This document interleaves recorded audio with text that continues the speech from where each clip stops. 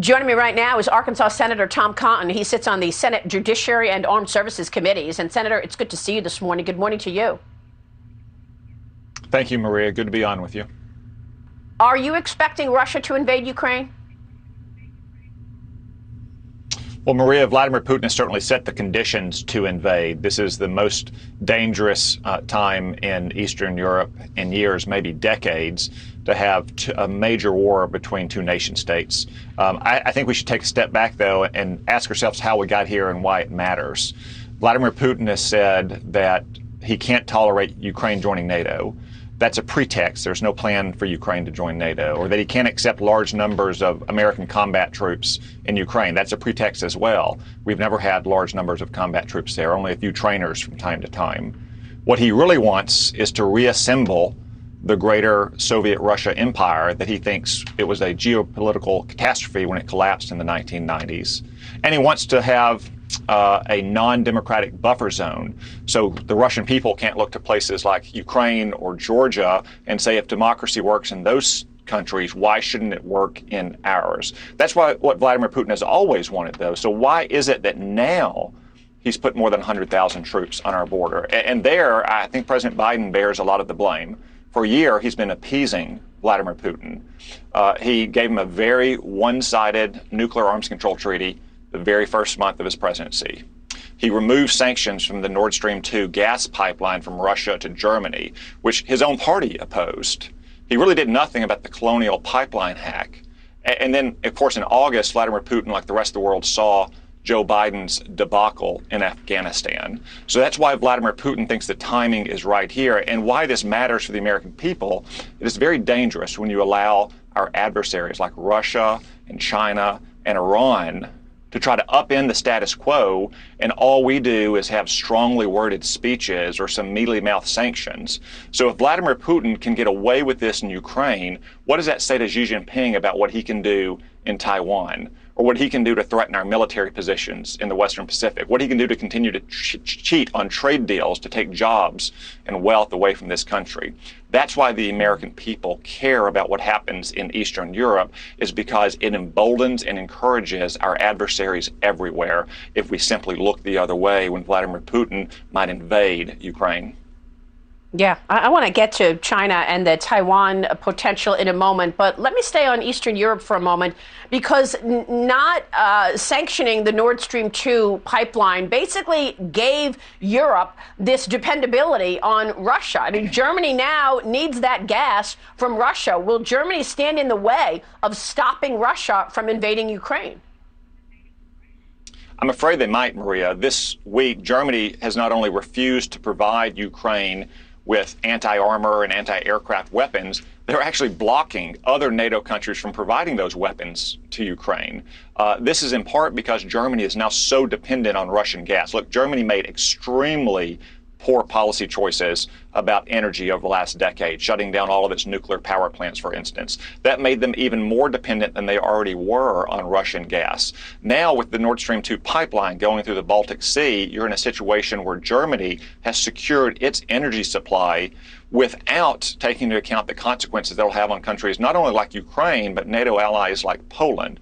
Russia is now going to be able to turn off the gas to those countries in the winter with no consequences for Germany. That means that the German government will be much less likely to take a firm stance against Russia. This is just another example in the long lines of bad decisions and appeasing decisions that the German government across two different administrations has made towards Russia. Well, what about the bad decisions we've made, frankly? I mean, we've got oil prices now back up to $86, $87 a barrel, gasoline up 60% year over year, and we, too, the United States, is depending on oil from Russia because Joe Biden canceled the XL pipeline and moved the priorities toward electric. Yeah, Maria, what's happened in Germany over the last 10 years is really a cautionary tale about what would happen in the United States if we implemented something like the Green New Deal. Because as you say, we've already reduced our energy independence, and therefore we haven't been able to export more of our energy. What we should have been doing is producing even more oil and gas and turning some of that gas, for instance, into liquefied natural gas, which we could then export to Germany. So Germany would have a reliable energy source from the United States as opposed to depending on Russia. Senator, what about the timing? Do you think Putin is imminently going to invade, or does he need more time before invading Ukraine? What are your thoughts on timing? Maria, I think he could invade at any moment. I think probably, according to all the reports I've seen, he's probably maybe 1 to 3 weeks away from being fully prepared, having all the combat enabling troops that he needs, for instance. So say medevac and Kazovac on the border. He may also want to wait a little bit later into the depths of winter when the ground is more fully frozen for ease of maneuver for tracked vehicles like armored personnel carriers and tanks. I don't think we can be complacent, though, and think that we have a week or 2 weeks or 3 weeks. This could happen at any moment. This is why it's so important that we be clear about the kind of sanctions we would impose on Russia's oil and gas and mining and minerals industries, how we'd cut them off from the international banking system, and that we all continue to try to provide the weapons that Ukraine needs to defend itself. And why would he say it depends on what kind of incursion it is? If it's a minor incursion, the U.S. might act differently. Are his intelligence staff telling him this? Was this a conversation he had with Putin? I have no idea why Joe Biden would say something like that in public. I mean, it could be a blunder of historic proportions, much like when Dean Acheson said that our security perimeter didn't include South Korea, and a short time after North Korea invaded South Korea in 1950.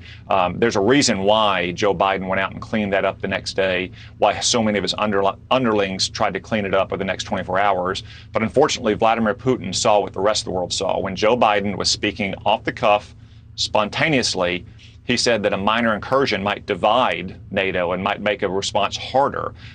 When Joe Biden was speaking off talking points, or when his press secretary was speaking, it was a different tune. But I think Vladimir Putin knows what Joe Biden really thinks. It's when he's speaking spontaneously. Senator, I want to ask you about China. Let's slip in a short break. Then I want to get into domestic issues. Joe Biden said the upcoming midterm elections will only be free and fair if the Democrat voting bills pass, forcing the White House to walk back those words as well. We'll talk elections, economy, and the broken Biden agenda with Senator Tom Cotton when we come right back. Stay with us. Your plain aspirin could be hurting your stomach. Vazalore is the first liquid-filled aspirin capsule clinically shown to cause fewer ulcers than plain aspirin. Try new Vazalore. Aspirin made amazing. Tower cam for hey, folks, we seem to have a visitor. It looks like you paid too much for your glasses. Oh. Anyone who isn't shopping at America's Best, where 2 pairs and a free exam start at just $69.95. Book an exam today. I'm Dr. Brendan White. I've been an optometrist for 29 years now. I started taking Balance of Nature's fruits and vegetables 20-something years ago, and I've been taking it ever since. My practice is called Envision Eye Health. We're all about preventative eye care. One of the things established from eye research is fruits and vegetables are good for our eye health. So I've always liked Balance of Nature from that sense. And the concept is clear from the title. This is the way our nutrition was meant to be acquired, through fruits and vegetables. So my favorite question I get when I'm working in my clinic is, Doctor, well, what do you do? And I tell them I take Balance of Nature. It's a great product, and I can't think of another product that has a more broad-reaching scale of things that it can improve in our health. Start your journey to better health. Call 1-800-246-8751 or go to balanceofnature.com, and don't forget to get 35% off your first preferred order by using discount code Fox News. Oh, my life is changing every day, in every possible way.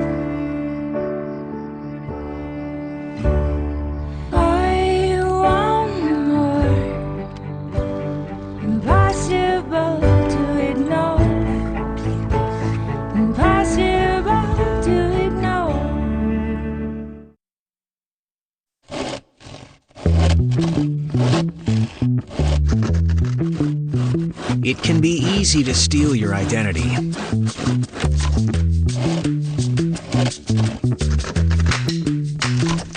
Now, it can be just as easy to help protect yourself. LifeLock helps detect identity threats. If there's a problem, we work to fix it. Go to LifeLock.com. With my hectic life, you'd think retirement would be the last thing on my mind. Hey, Mom, can I go play video games? Sure. After homework. Thankfully, Voya provides comprehensive solutions and shows me how to get the most out of my workplace benefits. What's the Wi-Fi password again? Here you go. Cool. Thanks. No problem. Voya helps me feel like I got it all under control. Because I do. Oh, she is good. Voya. Well planned, well invested, well protected.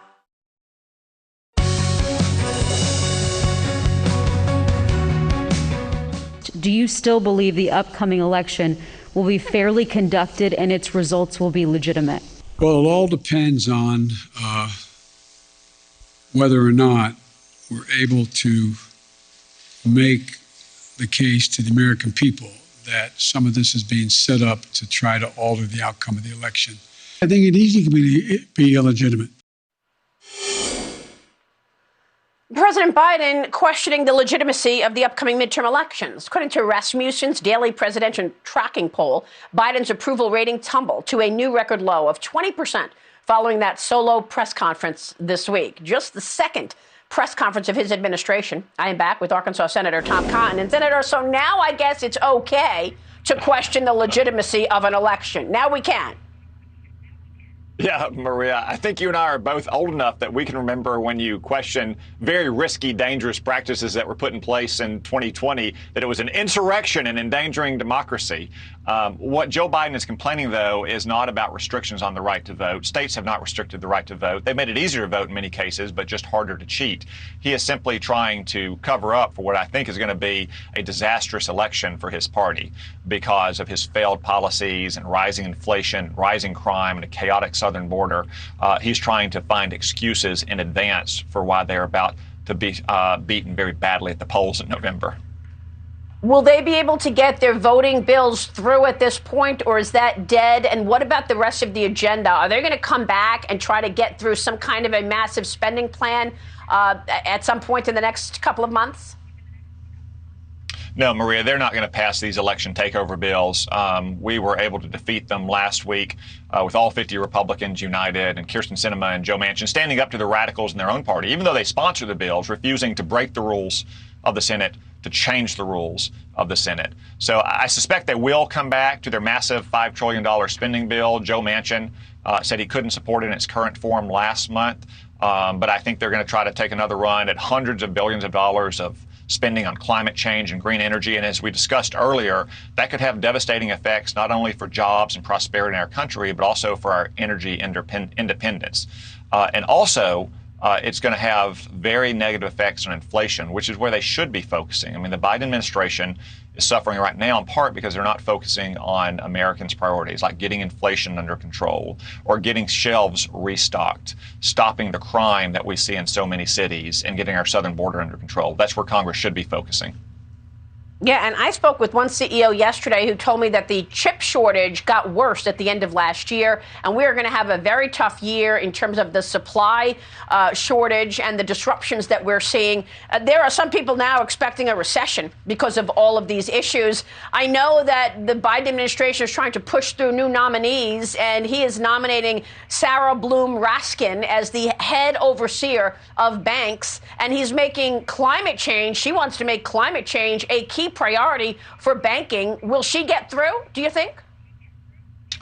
Well, I hope not, and I hope that President Biden pulls back all of his nominees to the Federal Reserve because they've had a record of failure now for the last year in trying to keep inflation under control. But as you say, Sarah Bloom Raskin, or for that matter, Laurel Brainerd, who at a hearing in Congress wouldn't even answer if she was a capitalist or a socialist. They're not going on the Federal Reserve to fulfill its core mission, which is a stable monetary supply to have stable prices and get inflation under control. They want to use the Federal Reserve to impose climate change policies on private businesses. Oftentimes they're acting in concert with major Wall Street banks. BlackRock, for instance, just sent out a letter to its CEOs and companies in which it invests saying, if you're not engaged in woke policies in your company, we may disinvest. This is all really just a kind of domestic American version of the social credit scores which the Chinese Communist Party imposes on its people. Government and big banks working together to try to enforce woke social and economic policies on private businesses. Well, it's actually quite extraordinary. You mentioned BlackRock. They are perfectly fine operating in China. They've told their investors to up their investments in Chinese companies by 3 times, and yet they are attacking American companies for fossil fuels. Last time I checked, China was the biggest polluter in the world. I've got to get your take on China. A moment ago, you said, what will this Ukraine situation mean for Xi Jinping as he eyes Taiwan? When do you expect China to invade Taiwan? Well, I think Xi Jinping believes today that his military is capable of invading Taiwan. They can execute that operation if he gives the order, if America doesn't come to its support. Now, there are reasons why he might not do that imminently, like the Winter Olympics that are coming up, or the Party Congress later this year, in which the Chinese Communist Party will give him an unprecedented third 5-year term in power.